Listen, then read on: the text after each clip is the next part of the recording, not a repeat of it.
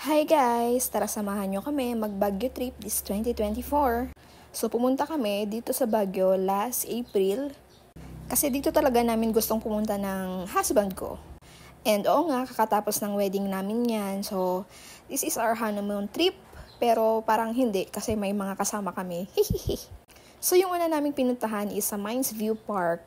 And yan, super ganda ng paligid, super maaliwalas. Although medyo mainit yung time na yan kasi medyo may sikat ng araw, pero okay lang kasi medyo mataas siya, so malamig pa rin yung hangin and nakaka-amaze kasi ang gaganda pa rin ng mga puno natin.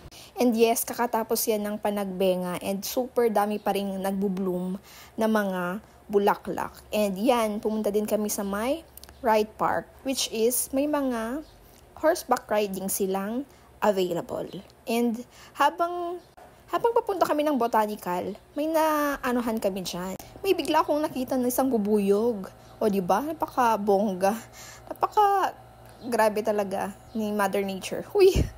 And ito na, nasa botanical garden na kami and sobrang ganda nitong place na to.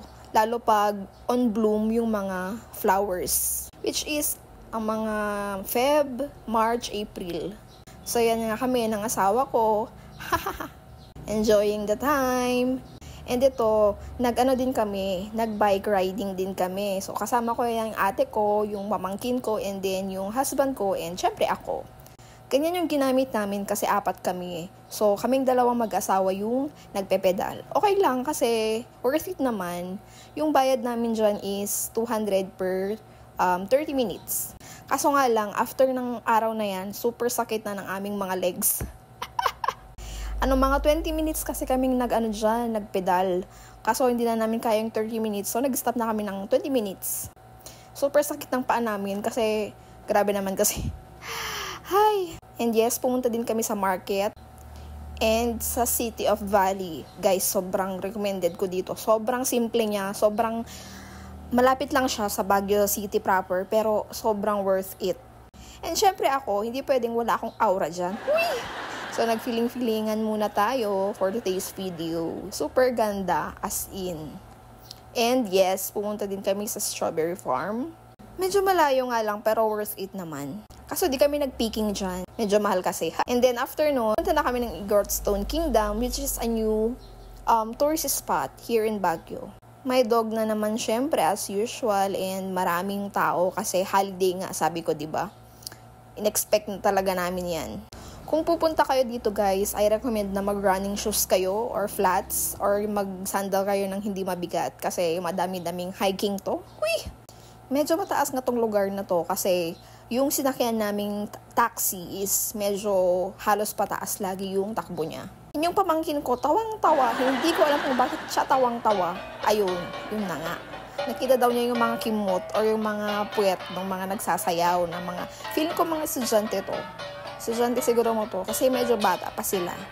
So, that time, may exhibition silang ginawa and nataon na meron kami nun. So, maaga pa kasi siya.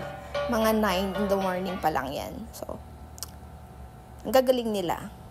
Tapos may ibang pa yan nun. May mga ibang nag-present pa. May mga babae, ganun din. Pero hindi ko na na-capture. And yes, yung strawberry na yan is fresh from the strawberry farm kanina na pinuntahan namin. And magmumukbang tayo syempre. Kasama ang aking pamangkin na favorite, ang camera. So disclaimer lang yan ha. Nahugasan na po. And safe yan para sa amin kasi hindi naman sumakit yung tiyan namin. Huy! Sa mga maarte dyan, bahala kayo dyan. Basta ako, hindi ako maarte. Sobrang tamis ng mga yan kasi super fresh siya na pick.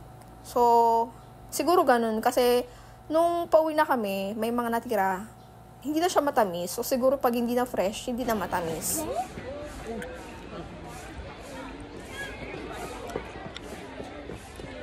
And yes, ang sarap niya. Kaya gustong-gusto namin, halos maubusan nga namin eh. Kaso syempre kailangan naming mag-uwi. Pero yun nga lang, hindi na siya fresh.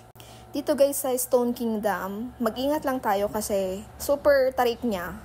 And nasa dulo na kami na part or pinaka-top na kami na part. And meron pa dun sa kabila. And I'm super blessed kasi hindi na ako mag-isa mag-Baguio, kasama ko ng aking asawa. Yay!